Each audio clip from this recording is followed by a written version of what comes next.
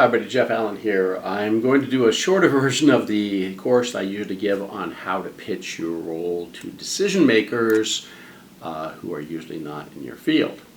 I've done courses on this and we've recorded them, but I'm going to try to make it a little bit shorter so it's a little more, we didn't go through everyone around the table and who everyone is and all that. So why don't I go ahead and give several different examples of pitches, and the goal is to find out what are the common points between all these different pitches. All right. Here's example one. I'll be using some fake country names and all that to avoid having specific countries here. So thank you everyone for coming. What is the topic of our discussion today is that we would like to send a small team of 5 medical doctors and nurses that are specialized in situations with traumatized patients to a country known as Smurfland that has recently gone through a natural disaster.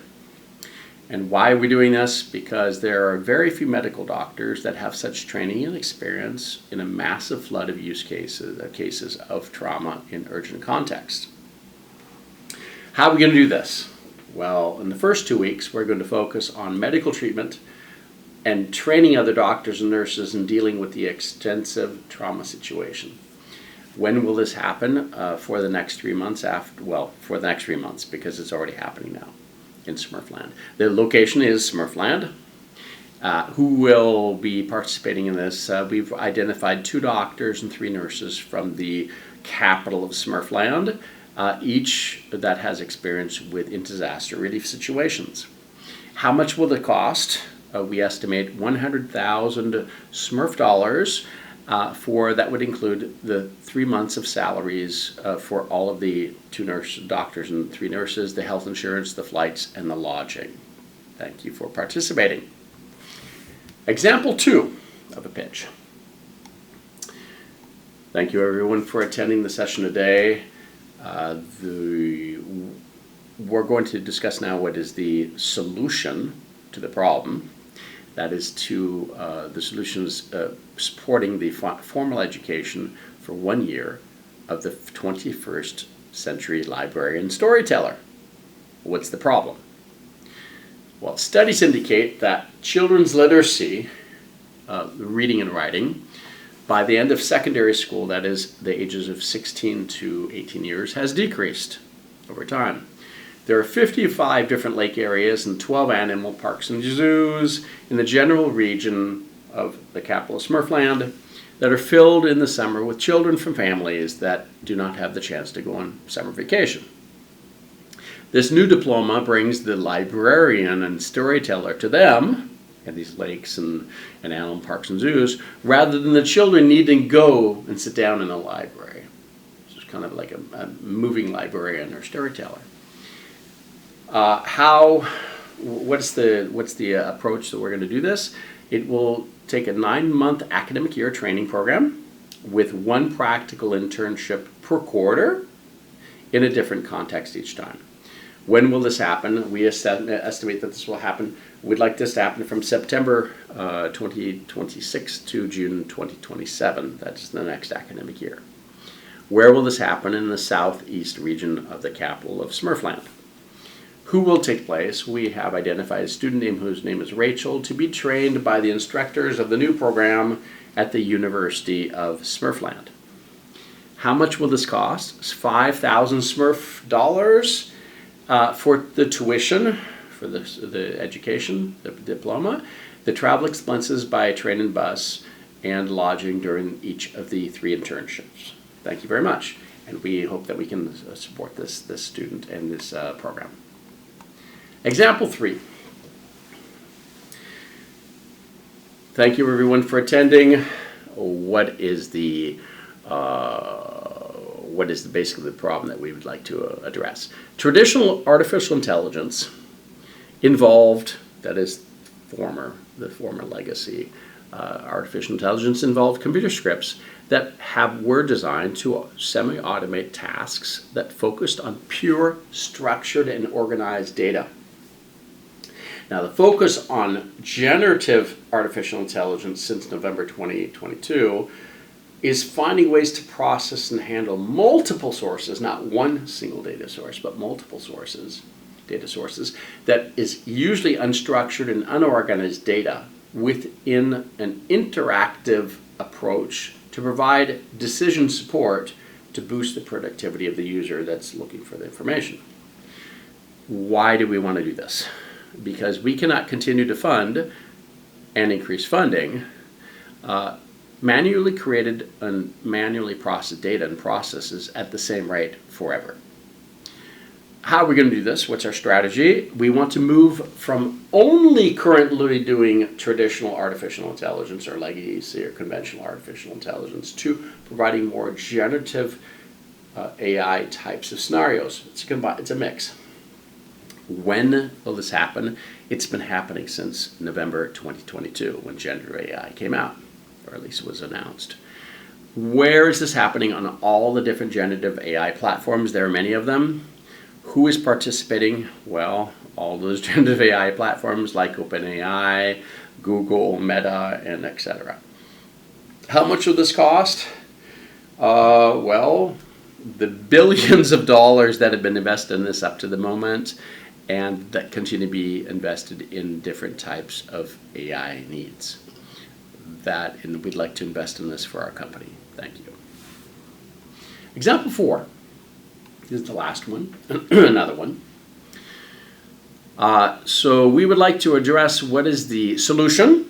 The solution is, this meeting today, is to develop a predictive decision support system, a DSS app, for medical technologists, that are usually those that take the urine and the blood samples, that to help them do the diagnosis and the prognosis that are usually announced by the medical doctors.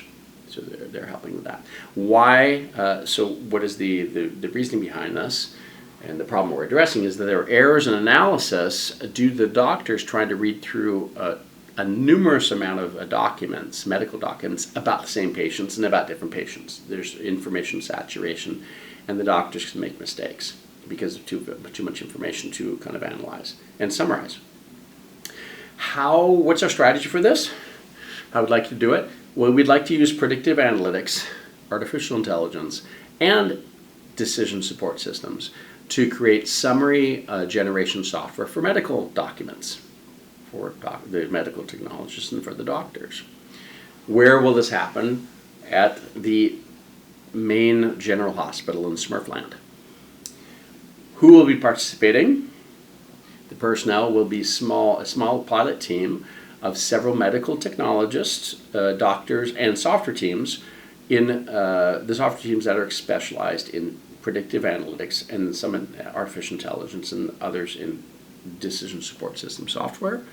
And how much will this cost? There's no direct financial funding. This is more of like a resource allocation. So we need to have some human resources with existing equipment. So the material, the equipment does exist. We just need to have the medical doctors and the medical technologists and the software engineers that are dedicated to this for a certain amount of time to create this prototype in phase 1, which will be starting in the next 6 months after the go decision, which we hope you will make today. Thank you very much. Now, you can see that from all these 4 pitches, I've been using a certain technique which I like to just address right now. Usually pitches, in English we usually talk about the 5 W's, the 5 W questions, who, what, when, where, why. It's not just 5 W's, there's 5 W's and 2 H's because there's how and how much as well. However, the order of those is not a correct or an appropriate order for people in cognitive processing to make a decision. So I'd like to kind of reorder those right now in this short session and explain how to do this. So when you're giving a pitch, presentation, explaining something, and you want a decision and action, you want some decision to be made, or someone to take action on something, you want to at least present the vision. The vision is necessary. And what is that? That is what and why. A third element, really important, in addition to the vision, is the strategy. That's the how. So what, why, and how. Vision and strategy are the key points in that order to present. Now, the what can be the solution, and the why can be the problem to address. That's another way to say this. Now, after that, you can order these additional accessory pieces together in categories. The logistics and operations aspects are usually called when and where. You don't always have to mention them. It does help because that gives the time frame and it gives the location of the place or the website or something like that. The personnel, not just personnel, let's call them, it's kind of the who. This can be personnel, the people participating can be stakeholders, can be shareholders, can be the audience. These are all the who, right? And it can be multiple types of who. And all that. And you can put them where you want, just don't put it in the beginning. Don't come and say, hello, my name is. I didn't say that. I came to the what and the why in the beginning, right? The last point to always finish with is the resources. Resources can be financial resources, they can be human resources, allocating people. It can be material resources like servers, computers, and all that. That's the how much.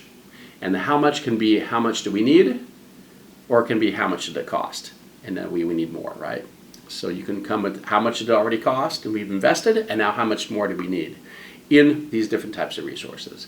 So this is, if you follow this order for your emails, for your presentations, your PowerPoint presentations, all of my PowerPoint presentations, I usually, right, I will in the next few minutes, I will present the what, why, how. I'll just say who, what, when, where, why, and how much, but I'll put it in this other order. And people are looking at their watches and they're listening, because in 5 minutes, if I can do that, that's great. And then I address all of my emails.